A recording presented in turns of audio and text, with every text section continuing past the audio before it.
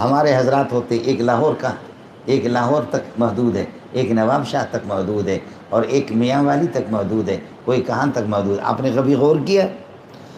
اس نواب شاہ میں بھی میں گیا ہوں اور اس لاہور میں بھی گیا ہوں کہ جو ان کی پیدائش کی جگہ وہاں پر بھی لوگ لعنتیں بھیجتے، وہاں پر بھی لوگ مذاق کرتے ہیں۔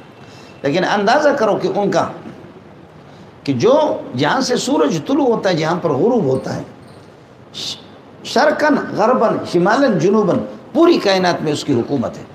یہ دو کافر ہیں، نمرود ہے اور بخت نصر الباغلی ہے، یہ دو کافر، اور دو مسلمان ہیں، سکندر ذوالقرنین اور حضرت سلیمان علیہ السلام، جو پوری کائنات کی ان کی حکومت انہوں نے کی ہے۔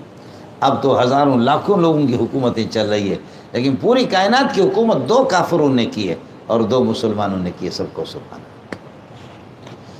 جس کی حکومت جتنی بڑی ہوگی تو ظاہر ہے کہ اس کا غرور بھی اتنا ہی ہوگا۔ یہ نبی ہی ہے اور اولیاء اللہ ہے کہ جو کنٹرول کرتے ہیں خدا کے حکم کے مطابق۔ سلیمان علیہ السلام اس سے پاک گزرا، سکندر ذوالقرنین ولی اللہ ہے یا نبی اللہ ہے؟ علماء کہتے زیادہ تر کہ ولی اللہ ہے، وہ نبی اللہ نہیں تھے، ولی اللہ تھے۔ ان دونوں نے اپنے اوپر کنٹرول کر لیا۔ مال کو بھی ہر بندہ برداشت نہیں کرتا، لیکن جو خدا کا نافرمان ہوتا ہے، جو خدا سے ٹکر لیتا ہے، اس کو کیا بات سمجھ میں آتی ہے؟ اس لیے قرآن کہتا ہے أَلَمْ تَرَ إِلَى الَّذِي حَاجَّ إِبْرَاهِيمَ فِي رَبِّهِ أَنْ آتَاهُ اللَّهُ الْمُلْكَ۔ اس بدبخت کو دیکھ تو لو جو ابراہیم علیہ السلام سے ٹکر لے رہا ہے، اور اس کو پیسے کا غرور کہ اللہ نے ملک اور حکومت اس کو۔ اذ قال ابراہیم ربی الذی یحیی ویمیت قال انا احیی وامیت۔ ابراہیم نے کہا کہ موت اور حیات کا مالک اللہ ہے، کہنے لگے میں بھی مالک ہوں۔ ایک کو بلا کر کے اس کو مار دیا، ایک قیدی کو، اور دوسرے کو کہا دیکھو میں نے اس کو زندہ رکھا۔ جو اتنا احمق اور بیوقوف ہو کہ بات کو نہ سمجھ سکے، دوسرے کو میں نے زندگی دی، تو نے زندگی نہیں دی، حیات اس میں پہلے ہے، آپ نے زیادہ سے زیادہ باقی رکھا اس کو۔ یہ ایک الگ مسئلہ میں اس طرف میں۔ قال ابراہیم، حضرت نے دیکھا کہ بے وقوف قسم کا آدمی۔ قال ابراہیم فإن اللہ یأتی بالشمس من المشرق فأت بها من المغرب۔ میرا رب مشرق سے سورج کو لے کر کے آتا ہے، تو بھی تو رب بنا ہوا تو مغرب سے لے کر کے آ جا، میرے رب کا مقابلہ کر کے تو دکھا دے۔ قرآن کہتے فبہت الذی کفر، حیران ہو کر کے کافر ذلیل ہو گیا، اور واللہ لا یہدی القوم الظالمین، کافر کو کوئی بات سوچتی بھی نہیں ہے کہ وہ کسی کا مقابلہ کرے۔ لیکن اتنے طاقتور آدمی کو اس کو کسی نبی نے بھی نہیں مارا، کسی ولی نے بھی نہیں مارا، کسی کسی خدائی فوج نے بھی اس کو نہیں مارا۔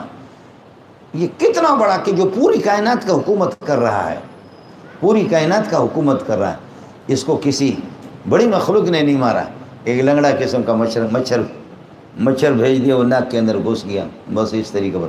اب صدر صاحب کو آ کر کے لوگ جوتے مار رہے ہیں، تھوڑے سے جوتے لگتے ہیں تو اور ناک پہ مارتے ہیں تو تھوڑا سا وہ مچھر تھوڑا سا تھم جاتا ہے اور وہ یہ ہے کہ حرکت کرنا چھوڑ دیتا ہے، پھر صدر صاحب واپس اسی طرح کرتا ہے۔ صدر صاحب کا حال یہ ہے، صدر ملک کا، پوری کائنات کا صدر، وہ اس طریقے پر ہلاک ہو گیا۔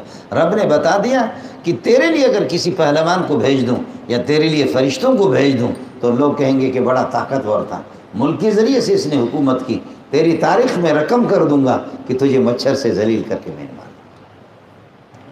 یہ ہماری پوزیشن ہے۔ حجاج ابن یوسف نے 1.25 لاکھ بندے وہ ہے کہ جو اس نے جیلوں کے اندر مارا ہے، 1.25 لاکھ بندے، اور وہ بندے کا مطلب وہ مہاجر بھی نہیں تھے، وہ سندھی بھی نہیں تھے، وہ پٹھان بلوچ بھی نہیں تھے، 1.25 لاکھ بندے مانا صحابہ اور تابعین۔ اللہ اکبر۔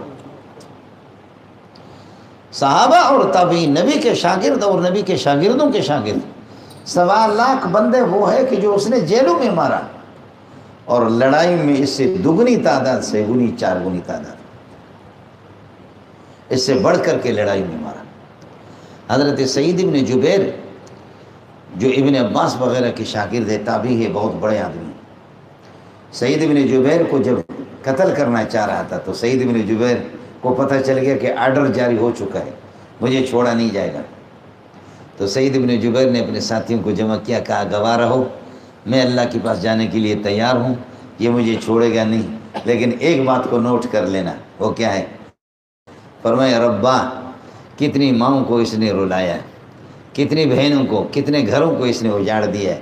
اے اللہ یہ طے شدہ ہے کہ یہ مجھے چھوڑے یا نہ چھوڑے، لیکن اے اللہ اگر یہ مجھے قتل کر دے، اس کے بعد میرا رب اس کو ایسی بیماری میں مبتلا کر لینا، ایسی بیماری میں مبتلا کر لینا، ایسی بیماری میں کہ قیامت تک لوگوں کے لیے عبرت کا نشانہ بنے، تاکہ پتہ چلے کہ عبد الملک بن مروان کی گورنر حجاج بن یوسف کی حیثیت کیا ہے، اس کو اپنی حیثیت کا پتہ چلے۔ یا اللہ کسی فوج کے ذریعے سے نہیں مارنا، یا اللہ کسی بزرگ کے ہاتھ سے نہیں مارنا، یا اللہ ایسی بیماری میں مبتلا کر لینا اس کو، تاکہ اس کو پتہ چلے کہ میں کس طاقت کا مالک ہوں۔ تم نے صحابہ کو، تابعین کو، تبع تابعین کو، کتنوں کو تم نے شہید کر لیا، اور تمہاری حیثیت تمہیں معلوم ہو جائے۔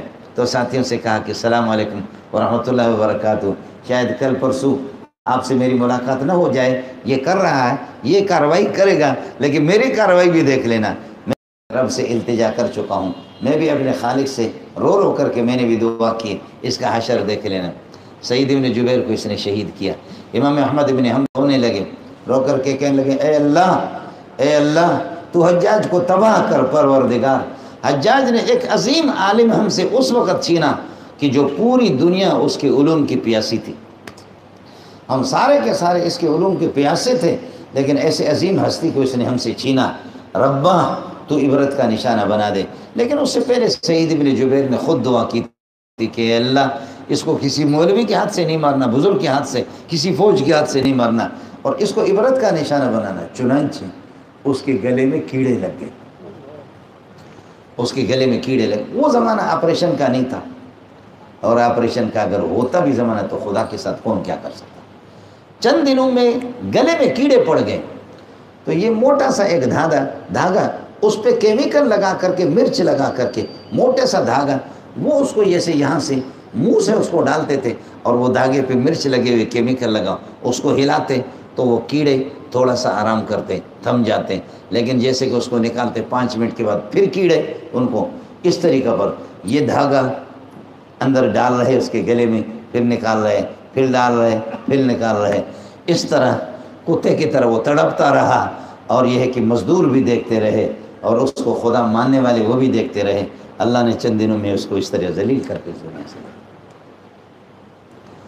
علماء کہتے ہیں کہ کسی اصلاحی تقریر کی ضرورت بھی نہیں ہے، اپنے مقام کو سمجھ لو، اپنی اصلیت کو سمجھ لو، اور اپنی طاقت کو سمجھ لو کہ آپ کیا ہے،